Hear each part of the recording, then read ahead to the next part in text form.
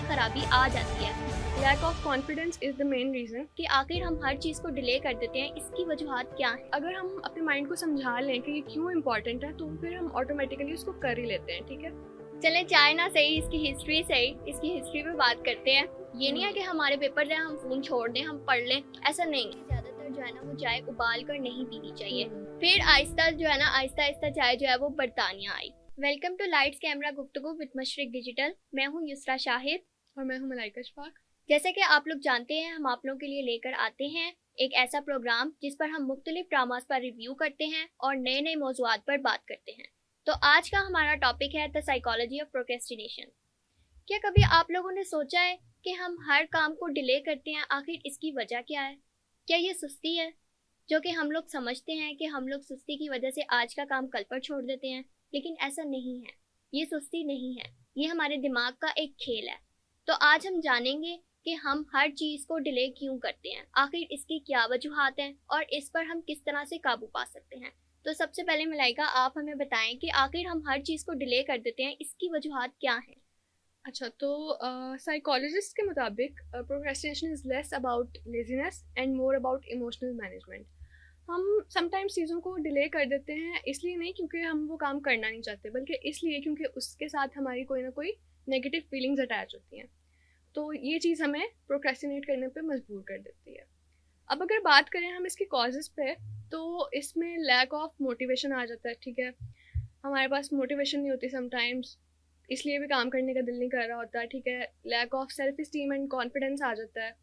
Sometimes ऐसा होता है कि आपने पास्ट में कोई काम किया होता है जिसके आपको रिजल्ट्स अच्छे नहीं मिले होते। ठीक है, तो वो चीज़ हमारे माइंड में बैठ जाती है कि ये चीज़ तो मैं अच्छे से कर नहीं सकती, या ऐसा कुछ हो जाता है। समटाइम्स वो चीज़ हमारे माइंड में बैठ जाती है कि मैं ये चीज़ परफेक्टली नहीं कर सकती या मुझसे नहीं होगा। तो lack of confidence is the main reason. ठीक है, उसके बाद आ जाता है फियर ऑफ फेलियर। ठीक है, हमें फेलियर का भी डर होता है कि पास्ट में हम फेल हुए थे, दोबारा हम जो है वो हमारा काम अच्छा नहीं होगा, डरते हैं काम करने से हम। जी।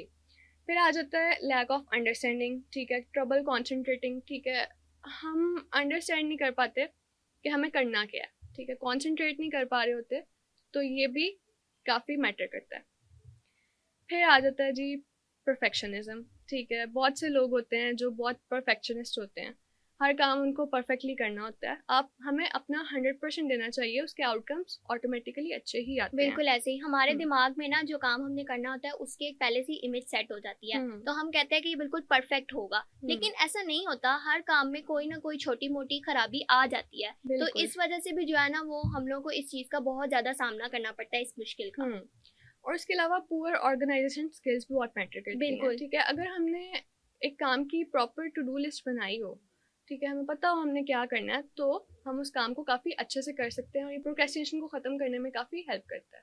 अच्छा, जहाँ इसके बहुत ज़्यादा कॉजेज हैं, वहाँ जो है वो एंटी प्रोक्रेस्टिनेशन टेक्निक्स भी हैं, जिसमें सबसे पहले जो है वो इंटेलिजेंट वर्सेस डिलिजेंट आता है। अब जो इंटेलिजेंट लोग होते हैं ना, वो इतने ज़हीन होते हैं, मतलब कि उनको होता है कि हम हर काम आराम से कर लेंगे। वो ज़्यादातर ओवर कॉन्फिडेंस का शिकार होते हैं, और वही ओवर कॉन्फिडेंस जो है ना वो उनको अक्सर ख़राब कर देता है, क्योंकि वो इतना ओवर कॉन्फिडेंस होते हैं। लाइक हम ओवर कॉन्फिडेंस का शिकार हो, हम कहेंगे हाँ ये काम तो मेरे लिए एक चुटकी का खेल है, हम यूँ कर लेंगे, मैं तो कर लेकिन ऐसे नहीं होता। वही चीज़ हमें कभी कभी जो है ना वो मरवा देती है।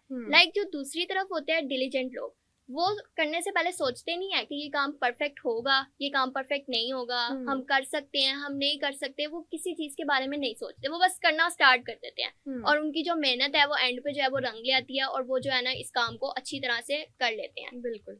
तो हमें जो है ना वो इंटेलिजेंट नहीं बनना चाहिए, डिलीजेंट बनना चाहिए आप लोगों को भी। बिल्कुल। अच्छा, इसके बाद आ जाता है क्विट नेक्स्ट एक्शन हैबिट। मतलब जो हम काम करेंटली कर रहे हैं उस पर फोकस करना चाहिए। समटाइम्स ऐसा होता है कि हम इसके बाद जो अगला काम करना है उस पर फोकस करने लग जाते हैं, तो वो जो हम काम करेंटली कर भी रहे होते हैं ना, उस पर भी हम उस तरह से फोकस नहीं कर पाते, तो हमारा करेंटली तो ख़राब होता ही होता है, अगला भी हम ठीक नहीं करते फिर उसके बाद।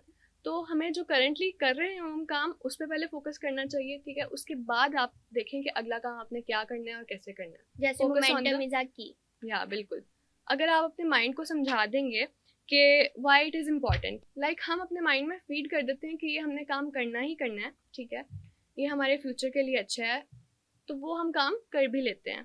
हम खुद को समझा लेते हैं कि ये काम करना ही करना है। Explain your mind why it is important. अगर हम अपने माइंड को समझा लें कि ये क्यों इम्पॉर्टेंट है, तो फिर हम ऑटोमेटिकली उसको कर ही लेते हैं, ठीक है।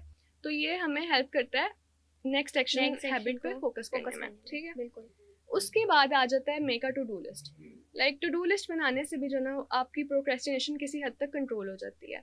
लाइक मैं अपनी अगर एग्जांपल दूँ, पर्सनली मैंने अगले दिन की अगर टू डू लिस्ट बनाई हो तो मेरे काम सारे टाइमली हो जाते हैं। उसके बाद जब एक काम होता है ना, तो आपको अगले काम करने की मोटिवेशन ऑटोमेटिकली मिल जाती है। बिल्कुल। तो वो टू डू लिस्ट आपको काफ़ी हेल्प करती है। सबसे बड़ा जो एक चीज़ है ना मलाइका इसमें, वो है वक्त। वक्त कहते हैं कि सबसे बड़ा धोखा है।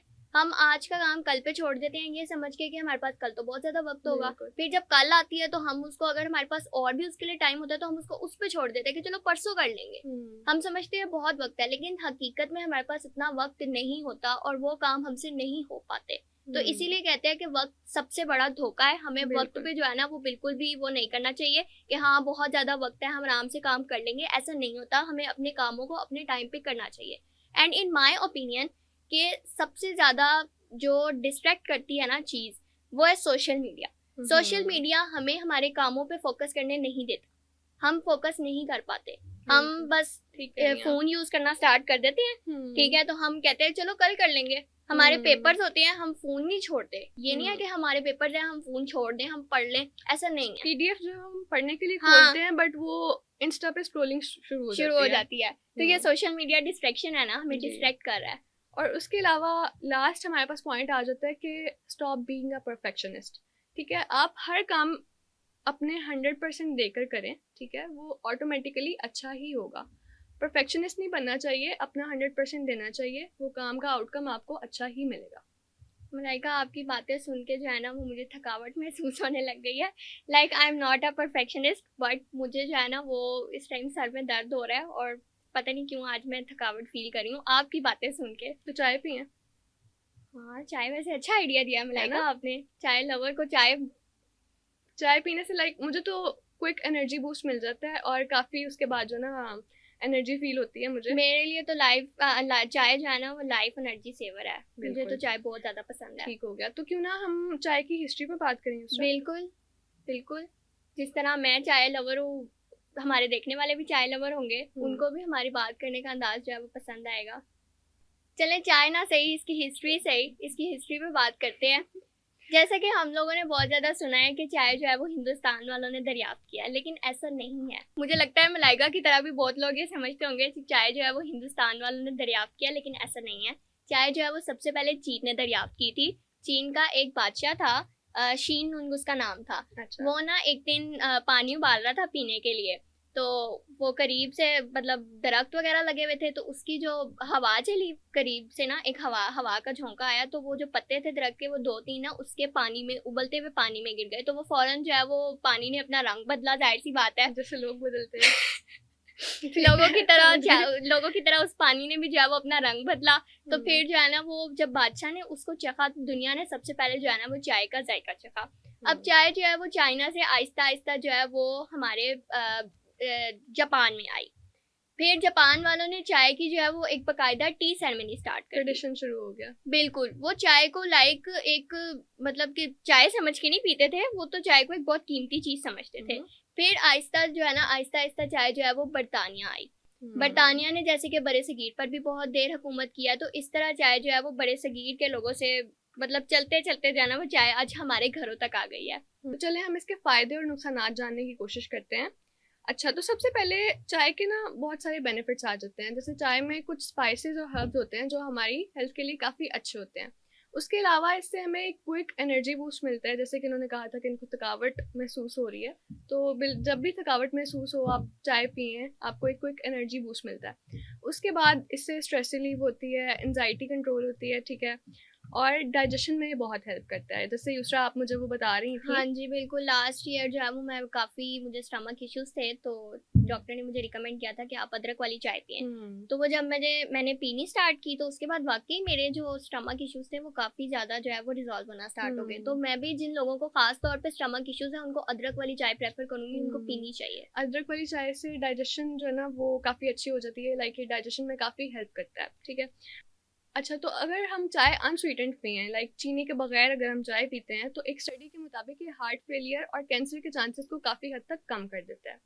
ठीक है। जहाँ चाय के फायदे बहुत ज्यादा हैं, जैसे कि मलाइका आप बता रही हैं, वहाँ चाय के नुकसानात भी बहुत नुकसानात भी ज्यादा बहुत ज़्यादा है। ठीक है। लाइक चाय जब कहते हैं कि ज्यादातर जो है ना वो चाय उबाल कर नहीं पीनी चाहिए। हम लोग, मेरे भी घर में ये होता है मलाइका, कि हम लोग चाय बहुत ज्यादा उबाल के पीते हैं, लेकिन जब हम चाय को उबालते हैं तो उसके ऊपर जो झाग आती है ना, वो हमारी बॉडी न्यूट्रिशन के एब्जॉर्प्शन को जो है वो इंटरफेयर करती है और हमारी बॉडी में जिंक और आयरन की भी जो कमी है उसको कम कर देती है।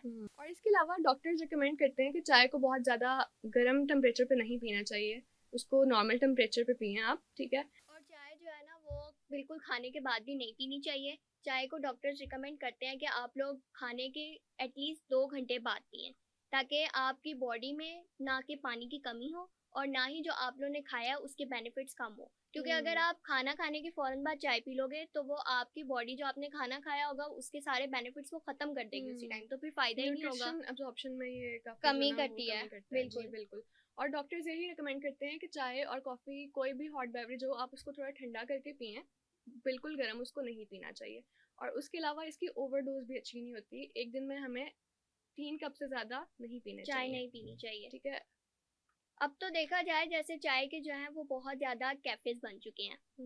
लाइक अभी मैं रिसेंटली कुछ दिनों पहले देख रही थी, मतलब गुजर रही थी एक जगह से, तो वहाँ ना बहुत ज्यादा रश था। तो मुझे लगा कि यार ये कोई नया कैफे है जो मैं अभी तक मैंने विजिट नहीं किया। तो जब मैं उसके थोड़ा करीब गई तो मैंने देखा कि यार ये चाय का कैफे है जहाँ इतने लोग हैं। और सिर्फ ये नहीं कि मतलब यंग जनरेशन है वहाँ पे मतलब कुछ लोग जो बूढ़े हैं वो भी बैठे हुए हैं, उन्होंने अपना मतलब एक अलग ही बनाया हुआ इन्वायरमेंट और फुल गपशप हो रही है। और जो यंग जनरेशन है उनका भी अलग जो है वो जैमिंग सेशन चल रहा है, और इस तरह से सब जो है ना वो वाइब बनी हाँ होती है। इंजॉय कर रहे हैं। तो ये चीज एक जो है ना वो इससे ये पता चलता है कि हमारी जो कंट्री है यहाँ पे चाय को जो है वो बहुत ज्यादा अहमियत दी जा रही है इस वक्त। और पहले तो लाहौर में इतने चाय कैफेज नहीं होते थे, ढाबाज वगैरह ही होते थे, लेकिन अब इस पे प्रॉपर इन्वेस्टमेंट हो रही है और चाय कैफेज बनाए जा रहे हैं। और जो हमेशा पुरौनक होते हैं और यंगस्टर्स और बूढ़े लोगों से भी भरे होते हैं। तो व्यूअर्स, आप लोग हमें बताएं कि आप लोगों को हमारा आज का टॉपिक कैसा लगा, और अगर आप लोगों को भी इसमें कोई चीज़ ऐड अप करनी है तो आप लोग हमें कमेंट्स में ज़रूर बताएं, और हमें ये भी बताएं कि हम आगे किस टॉपिक पर बात करें। तब तक के लिए अल्लाह हाफिज़। लाइट्स कैमरा गुफ्तगू विद मशरिक डिजिटल।